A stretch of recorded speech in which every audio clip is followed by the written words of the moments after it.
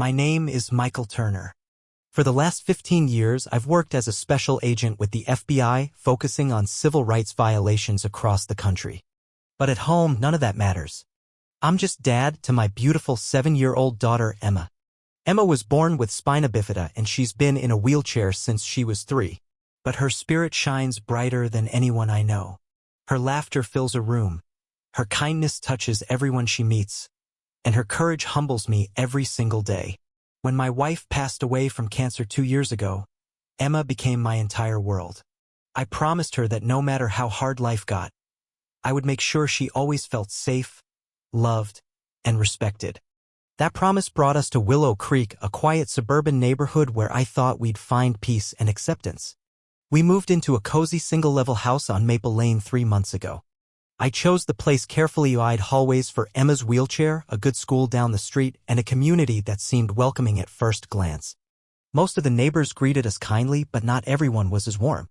One person in particular, the HOA president, Victoria Caldwell, made it clear from the start that we were not welcome. It began the day our moving truck arrived. Victoria marched over with a clipboard clutched tightly to her chest. Eyes narrowed like she'd smelled something rotten. "You need HOA approval before making any exterior modifications," she snapped, glancing pointedly at the portable ramp I was unloading. "I'm Michael Turner," I said calmly, offering my hand. "This is my daughter, Emma." Emma smiled up at Victoria, her bright eyes catching the light. "Hi.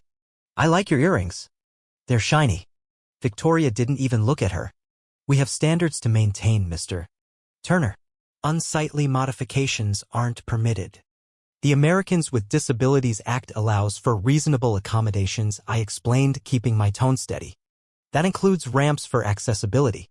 "Rules are rules," Victoria replied, spinning on her heel and walking away without another word. Emma's smile faded as she watched her go. "Daddy, why doesn't that lady like me?" I knelt beside her chair. "Some people are just unhappy, sweetheart. It has nothing to do with you." But it did have everything to do with Emma.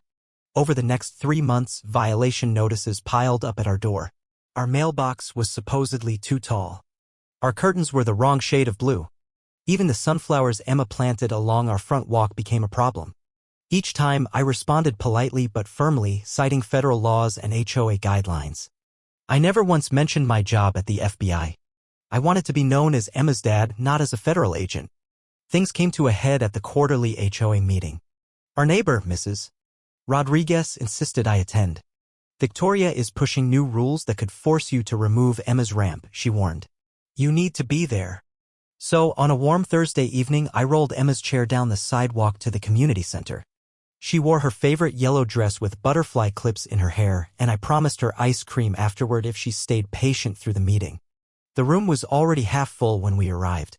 Victoria stood at the podium, shuffling papers, a large mug of coffee steaming beside her. Her eyes narrowed the moment we walked through the door. Mrs. Rodriguez waved us over to sit beside her in the second row. As I adjusted Emma's chair into the aisle space, I caught Victoria whispering to another board member, both glancing toward us. The meeting began promptly at 7 p.m. Victoria rattled off updates about landscaping contracts and pool maintenance. Emma began to fidget, spinning the wheels of her chair quietly. When Victoria reached the final agenda item, my attention snapped back to the front. "Proposed amendment to Section 12 regarding exterior modifications," she announced. The changes she proposed would effectively ban any non-standard structures visible from the street, including wheelchair ramps. I raised my hand. "This amendment appears to violate the Fair Housing Act and ADA requirements for reasonable accommodations." Victoria's lips thinned. "This is about maintaining neighborhood standards, Mr. Turner. Your special circumstances don't entitle you to special treatment." "Access isn't special treatment," I replied calmly. "It's a legal right." Several neighbors nodded quietly in agreement, but Victoria's expression hardened. "Perhaps if you'd consulted the board before moving in," she sneered, "we could have suggested a more appropriate neighborhood for your situation." Gasps echoed through the room. Even some of Victoria's usual supporters looked uncomfortable. "Are you suggesting families with disabled children shouldn't live here?" I asked, my voice steady though my hands were clenched. Victoria's gaze didn't waver. "I'm suggesting you knew the rules before you moved in." She stepped away from the podium, coffee mug still in hand, and approached our row. Her eyes stayed locked on Emma. These meetings aren't the place for children, especially not ones with special needs. I rose to my feet. My daughter has every right to be here. She's directly impacted by your proposed changes. Emma tugged at my sleeve. Daddy, can we go home? I don't like it here. In just a minute, sweetheart. Victoria loomed closer, standing directly over Emma's wheelchair. She gestured sharply with the hand holding her coffee mug. The motion was abrupt, and whether intentional or careless, the hot liquid flew through the air and landed squarely on Emma's lap. Emma's scream shattered the room's silence. The scalding coffee soaked through her yellow dress, turning her tender skin an angry red.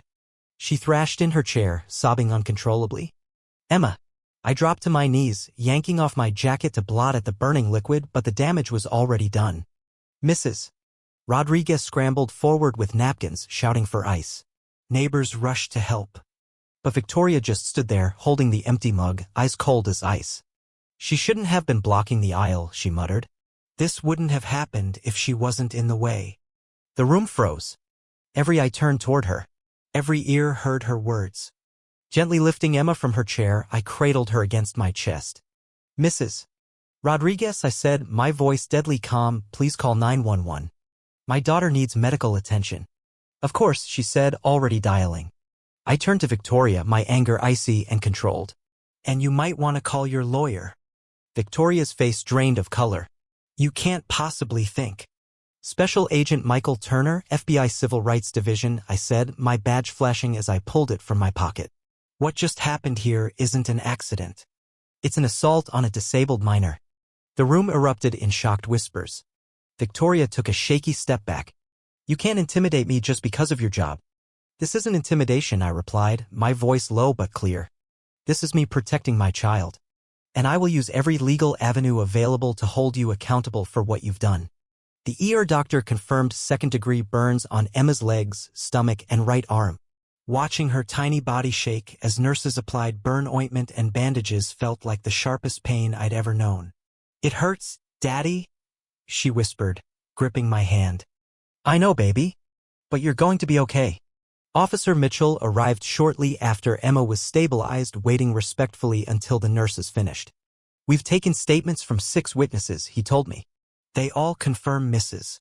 Caldwell's aggressive behavior before the incident and her discriminatory comments after. I'm pressing charges, I said without hesitation. This woman has harassed us since we arrived. This was not an accident.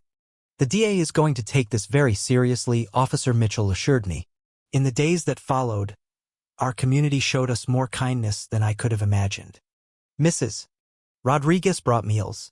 Other neighbors stopped by with cards and small gifts for Emma.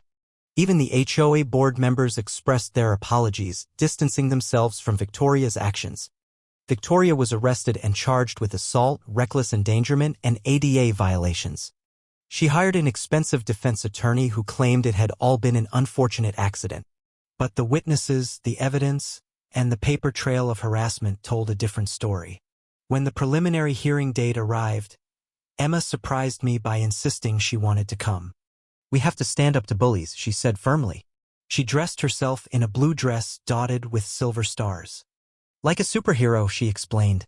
Inside the courthouse, neighbors gathered around us for support. Victoria kept her eyes on the floor, looking much smaller without her clipboard and authority. When Emma spoke in court, her voice was soft but certain. The coffee was really hot, she said simply. It burned me. And she said I shouldn't be there because of my wheelchair.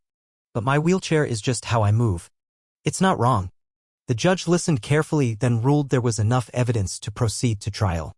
She also issued a restraining order keeping Victoria at least 100 yards away from Emma and our home.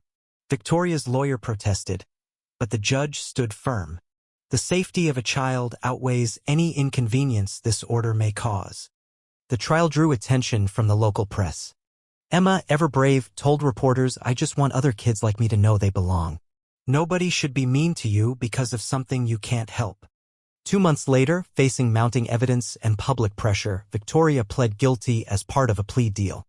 Her sentence included 18 months of probation, 300 hours of community service at a center for disabled children, a $15,000 donation to the pediatric burn unit, and mandatory sensitivity training. In court, she delivered a public apology, admitting, "I was wrong. I focused so much on rules and appearances that I forgot about basic human decency." Emma listened quietly, then asked the judge if she could speak. Granted permission, she looked directly at Victoria and said, "I forgive you. My daddy says holding on to anger makes your heart heavy. I don't want a heavy heart." Her words silenced the courtroom. Even Victoria's eyes brimmed with tears. 6 months later, Victoria and her husband sold their home and moved away. The HOA elected Mrs. Rodriguez as the new president. Her first action was to establish clear guidelines protecting accessibility and accommodations for all residents. Emma's physical scars have faded to faint pink lines. The emotional healing continues, but she's back to her bright, playful self. She's thriving in school, surrounded by friends who see her for who she truly is. And as for may no longer hide my badge.